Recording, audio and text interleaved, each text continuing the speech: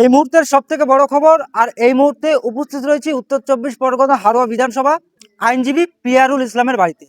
আপনারা জানেন যে গতকাল রাতে শাসন থানা থেকে তৃণমূল কংগ্রেসের কিছু নেতা সমর্থক কর্মীরা আইনজীবী পিয়ারুল ইসলামকে অপহরণ করে নিয়ে যায় এবং আইনজীবী পিয়ারুল ইসলাম যেটা দাবি করছে তাকে কিডন্যাপ করে নিয়ে যাওয়া হয়।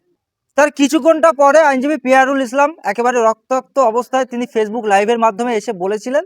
সেই ঘটনার পরে আইএসএফের যারা নেতৃত্বরা ছিল বিভিন্ন মোড়ে মোড়ে বিভিন্ন বিধানসভাতে তারা বিক্ষোভ কর্মসূচি করেছিলেন এবং প্রতিবাদ জানিয়েছিলেন। এই মুহূর্তে হারোয়া বিধানসভার অবজারভার আইনজীবী পিয়ারুল ইসলাম তিনি কি বলছেন, তার কি বক্তব্য শোনাবো আপনাদের। কি হয়েছিল গতকালকে আপনার সঙ্গে, কি ঘটেছিল?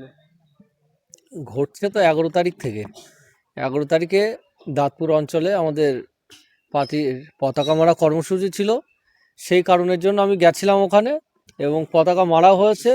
পতাকা মারার পরে আমাদের দলের কর্মীরা বাড়ি চলে গেছে এবং আমি রিটার্ন এসেছি। হঠাৎ সন্ধ্যেবেলা ওখান থেকে আমাকে ফোন করছে, আমাদের দলের ছেলেরা ফোন করছে যে আমাদের পতাকাগুলো খুলে নেওয়া হয়েছে এবং যারা যারা পতাকা মারতে গেছিলো তাদেরকে মারধর করা হয়েছে। সে কারণের জন্য শাসন থানায় গেছি।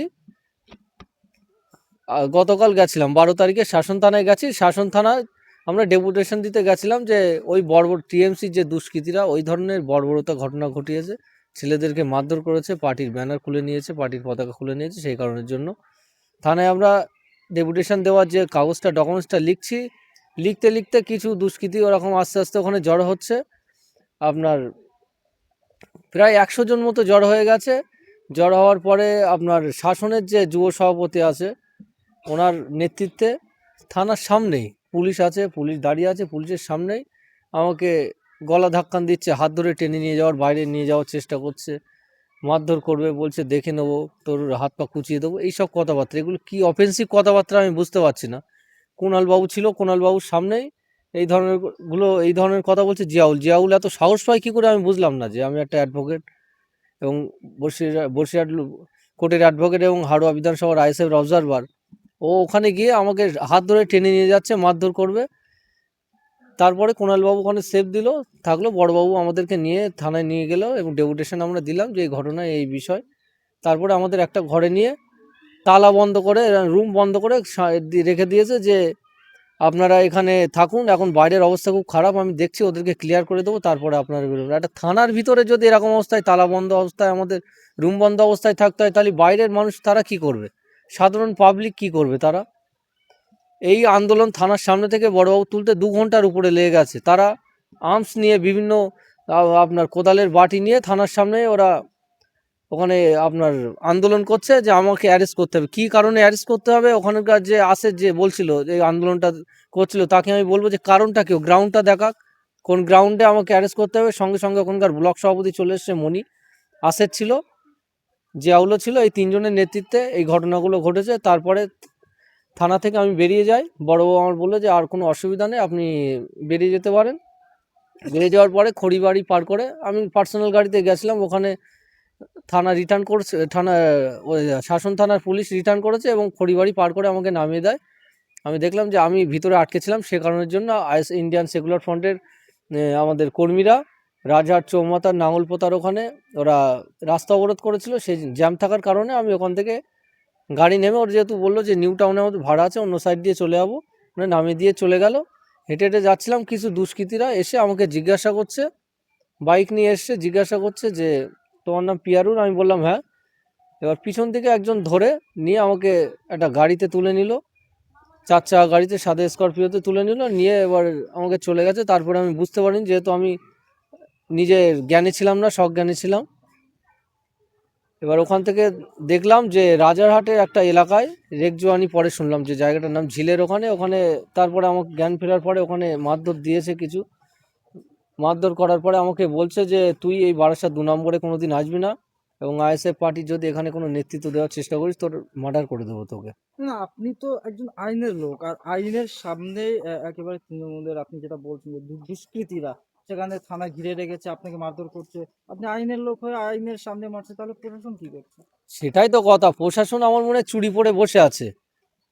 সাধারণ মহিলারা তার থেকে চারছাড়া ভালো, যে প্রশাসনের সামনেই ওখানে আমাদেরকে মারধর করছে, হ্যাকেল করছে থানার সামনে। আপনার সিসি ফুটেজ আছে, আপনার দেখলে যে যদি মনে আমার কথা যদি হয়, আর ভিডিও করা হয়েছে, ওখানে ভিডিও আছে, আপনারা যাচাই করে নেবেন থানার সামনে। ওখানে আমাকে ওদের মেন টার্গেট হচ্ছে আমাকে মারতে পারলে ওরা ওখানে শাসন এলাকায় যে আইএসএফ থাকবে না, সেই কারণের জন্য ওরা এটা করছে।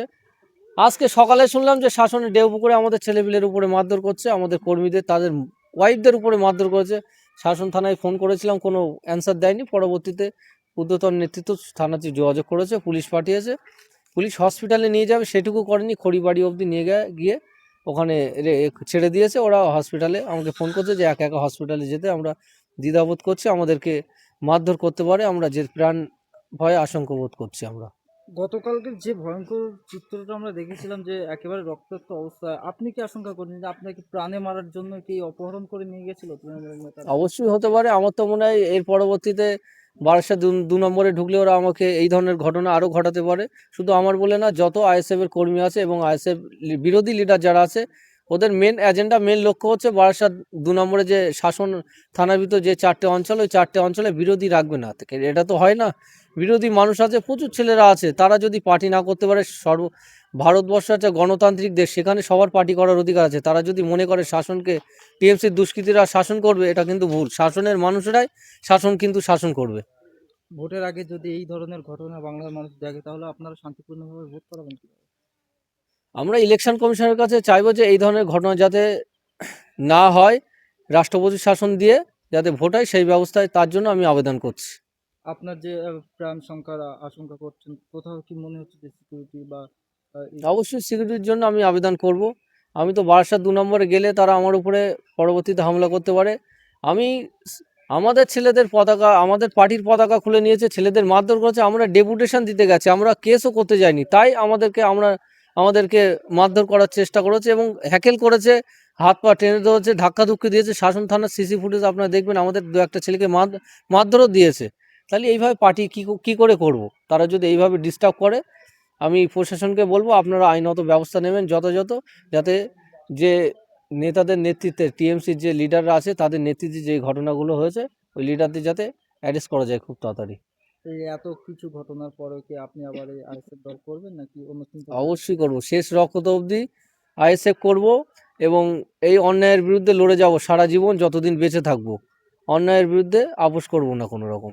দলীয়ভাবে আজকে আপনার কি পদক্ষেপ বা কি কর্মসূচি? দলীয়ভাবে আমরা গতকাল রাতে আমরা শাসন থানায় ঘেরাও করেছিলাম এবং শাসন থানাতে আমরা কমপ্লেন জানিয়েছি। শাসন থানা বলছে আমরা এনকোয়ারি করে 24 ঘন্টার ভিতরে আমরা টাইম দিয়েছি, যে 24 ঘন্টার ভিতরে শাসন থানা যদি আপনাদের কমপ্লেন লঞ্চ না করে, কেস নাম্বার না দেয়, আমরা কিন্তু বৃহত্তর আন্দোলনে নামবো এবং এসপি অফিসে আমরা ঘেরাও করব। আজকের কোনো দলীয়ভাবে কোনো কর্মসূচি রয়েছে আপনাদের? আজকে রাজারহাট থানায় ডেপুটেশন দেওয়ার ব্যাপার আছে, আজকে রাতে 8টার সময়। আপনি একজন আইনজীবী এবং হাড়োয়া বিধানসভার আইএসএফ এর অবজারভার। আপনার যদি এরকম প্রাণনাশের হামলা হতে পারে, তাহলে সাধারণ মানুষ কতটা আতঙ্কে রয়েছে বাংলা? সেটা তো সাধারণ মানুষই জানে। এই যা সিচুয়েশন, মানুষ নিজের ভোটাধিকার নিজের প্রয়োগ করতে পারছে না। নিজের কথা যেটা দোষ হচ্ছে তার বিরুদ্ধে লড়াই করতে গেলেও তাদেরকে মারধর খেতে হচ্ছে। তাই আমি আমাদের ইন্ডিয়ান সেকুলার ফ্রন্টের যারা কর্মীরা আছে এবং বিরোধী যারা আছে তাদের বলবো, ঐক্যবদ্ধ হয়ে প্রত্যেক বুথে শক্তিশালী করে এই অপশক্তির বিরুদ্ধে চোখে চোখ রেখে লড়াই দেওয়ার জন্য 2026-এ যাতে এই অপশক্তিকে রাজ্য থেকে হটানো যায়, তার যাতে সবাই মিলে একসঙ্গে আন্দোলনে নামতে হবে। কালকের যে ঘটনা ঘটেছে, দলীয়ভাবে আপনি কাকে পাশে পেয়েছেন? সবাই ছিল আমার দলীয়ভাবে, আমার পার্টির কর্মীরাই হচ্ছে মেন। আমার পার্টির সবাই কর্মীরা ছিল, রাজারহাটের অবজারভার ছিল, কুতুবুদ্দিন ফাতেহি ছিল, আরও সবাই ছিল। সবাই ফোন করেছিল, রাজ্যের যত নেত্রী আছে, নেত্রী এবং নেতারা আছে, সবাই ফোন করেছিল, সবার সঙ্গে কথা হয়েছে। নওশাদ সিদ্দিকী দেখতে এসেছিল আপনি? না, নওশাদ ভাই পুরুলিয়াতে ছিল, মিটিংয়ে ছিল, অনেক দূরে ছিল, ওই জন্য আসা সম্ভব হয়নি। নওশাদ ভাইয়ের সঙ্গে আমার ওভার টেলিফোনে কথা হয়েছে।